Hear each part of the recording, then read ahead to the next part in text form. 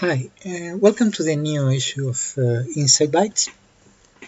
This time we're going to review the role of time-dependent velocity models in the location and processing of seismic and microseismic events, and how this is done within Insight.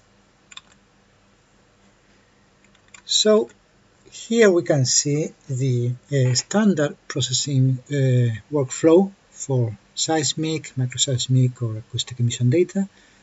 And we can see highlighted here in yellow the important role of having an accurate velocity model in our process.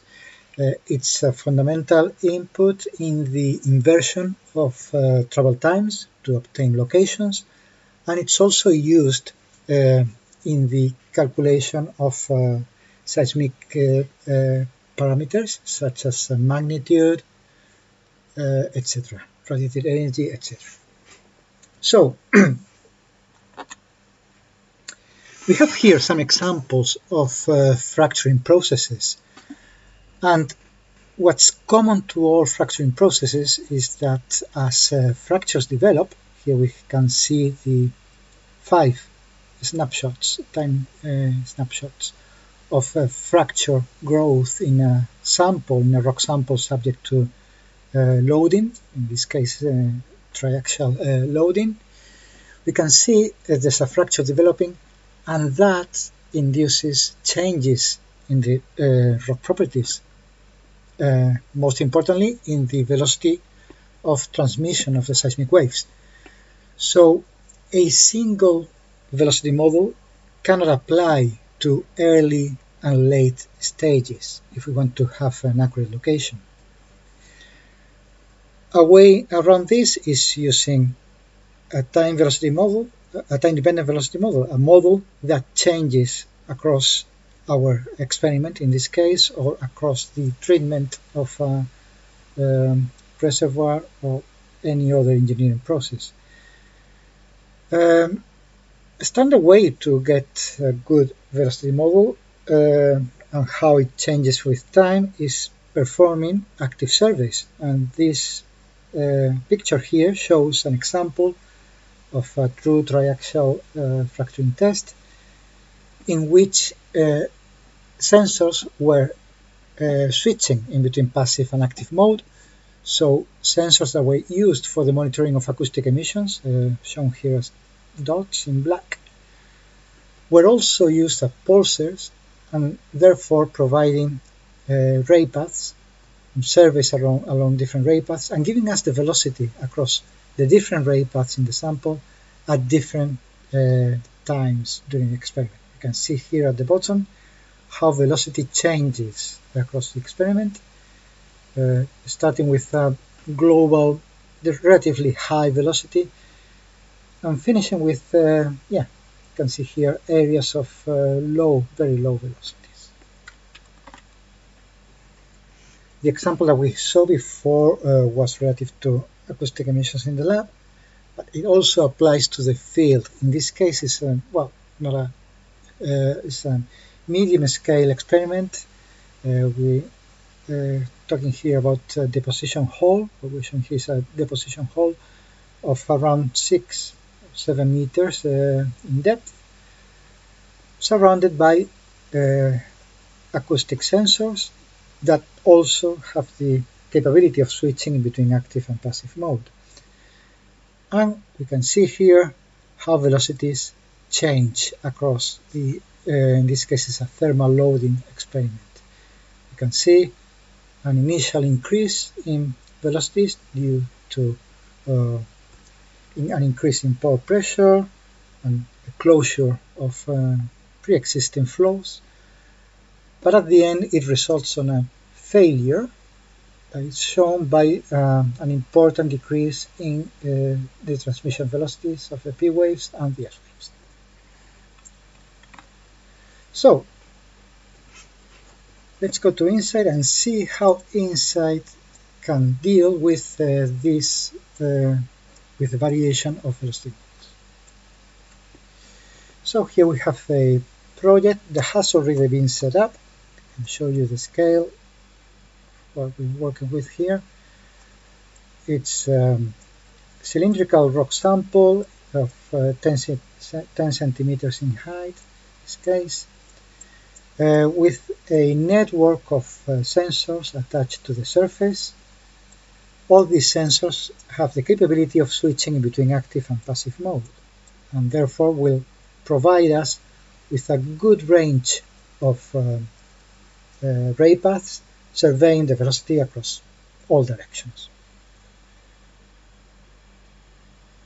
If we go back to the data visualizer, we can see how we set this project up. We added our 12, in this case 12 sensors as receivers, but because they have the capability of switching, we also add them as transmitters, short or transmitters. So you can see here the same 12 sensors are set up as transmitters.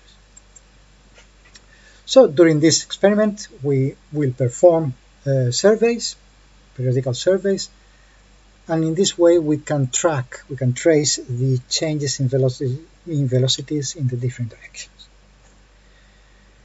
To follow this, we can use a series of charts in our parameter visualizer. The useful charts in this case are the stereonets, which show the distribution of velocities in general, and the velocity survey chart. We'll launch it to show it's blank because we don't have any surveys yet. But what this chart will show, look at the properties, is the velocities across a range of ray paths that we can select. In this case, we've selected 6 ray paths representative of subvertical and horizontal ray paths at different heights of our sample.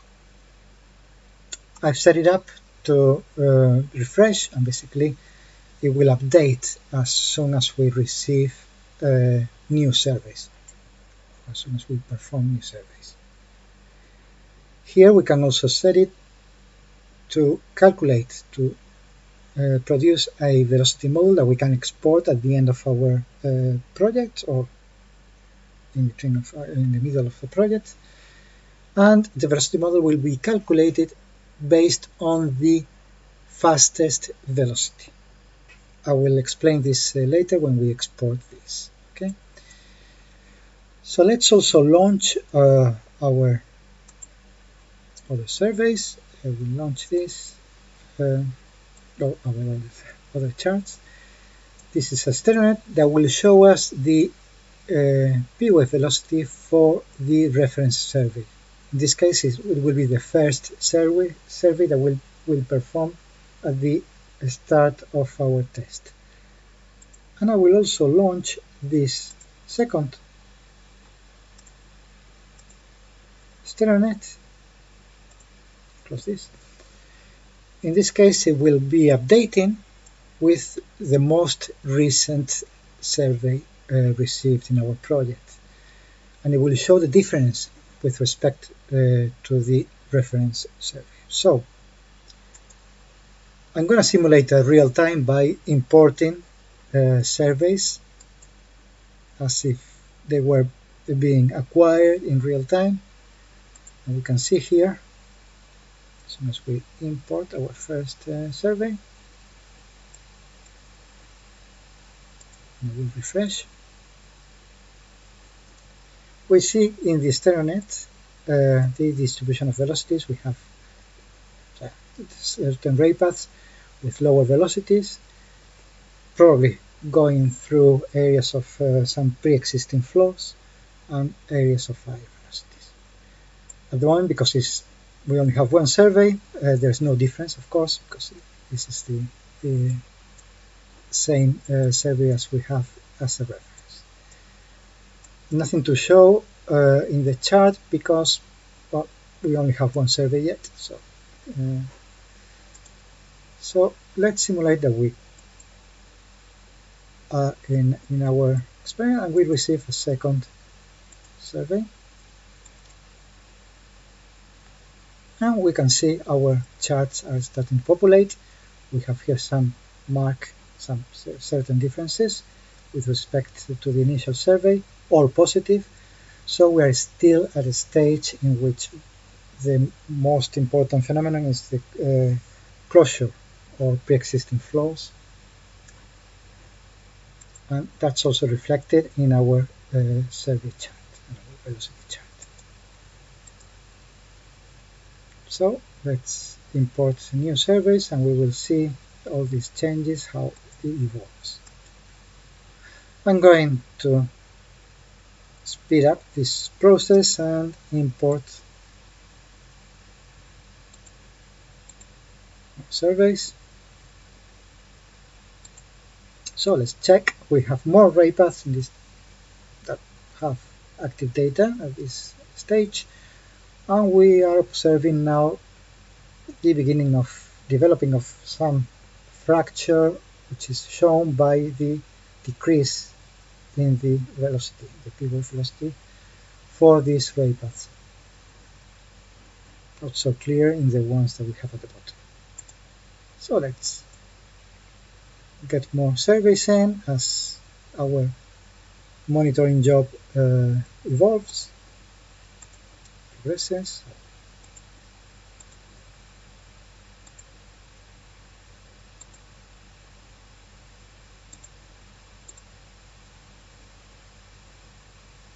And this is the end of the last survey that we performed in our project. And we can see, yeah, major failure towards the end of the test. And we can see that most of the ray paths are showing, or all of the ray paths in fact, are showing a decrease in our velocities. And this is shown also by this chart in which, yeah, there's some increase in initial velocity for some surveys, but mostly our survey is dominated by a decrease in p-wave velocities of the order of 1,000 meters per second. So how can we export, how can we work with this velocity model? Well, we have this tool here.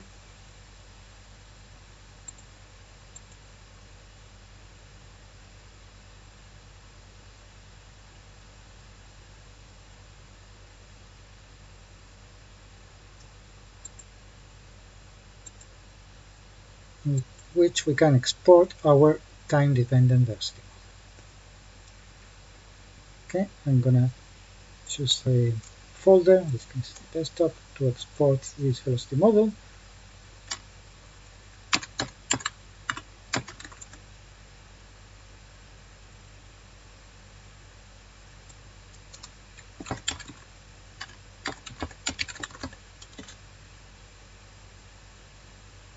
And I'm going to open it just to show how it looks like. So it's basically a text file that it's the input for In-Situ to process our data, to locate our events and to obtain source parameters. So we can see here, because we've only performed surveys for p-wave velocity, we only have values for p-wave velocities. Default value of 1 is set for the s-wave velocity. We don't have sensors capable of measuring this. And we can see that the value here, as we defined before, is the value for the fastest ray path in each time interval. We have all the different time intervals, 10 time intervals in this case.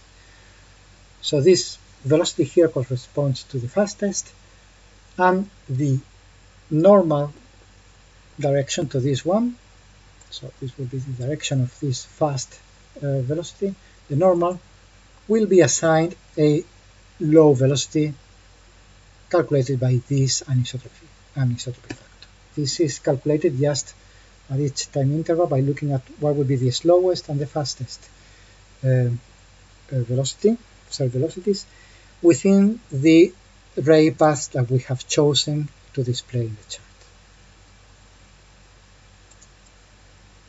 So this velocity model can, if we go to our processing settings, we go to our locator, we can use this velocity model. So you can see here, you can select, we're going to use a time-dependent transfer isotropic model, and then we simply import it from our desktop.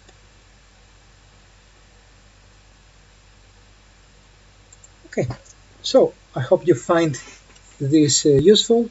It's especially useful in projects where we have a good estimate of how velocities change across our monitoring, and it's very useful to get a more precise location and calculation of source parameters for our events based on the state of the rock mass. Thank you very much. As always, I'm going to show, if you have any further questions, we are very happy to answer them at our email itasca@itasca.co.uk. Thank you for your attention.